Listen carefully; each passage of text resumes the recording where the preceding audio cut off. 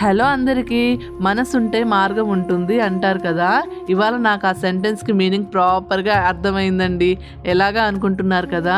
ఇవాళ నా దగ్గర ఎక్కువగా వెజిటేబుల్స్ లేవు. ఉన్న వెజిటేబుల్స్తో నేనైతే పులావ్ చేయాలని ఫిక్స్ అయిపోయాను. నాకు ఎందుకో పులావ్ తినాలనిపిస్తుంది.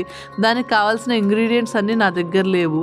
కానీ నేను అనుకున్నాను ఇట్స్ ఓకే, లేకపోతే ఏంటి, మన దగ్గర ఉన్న ఇంగ్రీడియంట్స్తో పులావ్ చేద్దాము, ఎలా అవుతుందో చూద్దాం అనేసి అయితే స్టార్ట్ చేశాను. చాలా ఇంట్రెస్టింగ్గా, చాలా టేస్టీగా వచ్చింది. అందుకే లాస్ట్ మినిట్లో వీడియో తీసానండి మీకు చూపించడానికి.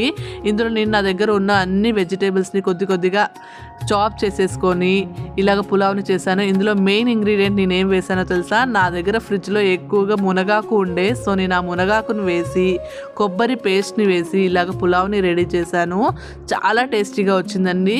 దీన్ని ఇలాగే డైరెక్ట్గా తిన్నా చాలా బాగుంది. కాకపోతే నేనైతే కర్డ్తో సర్వ్ చేసుకున్నాను. చాలా టేస్టీగా ఉంది, వేడివేడిగా తినొచ్చు. ఈ వీడియో కనుక మీకు నచ్చితే ప్లీజ్ అండి ఛానల్ని సబ్స్క్రైబ్ చేసుకోండి.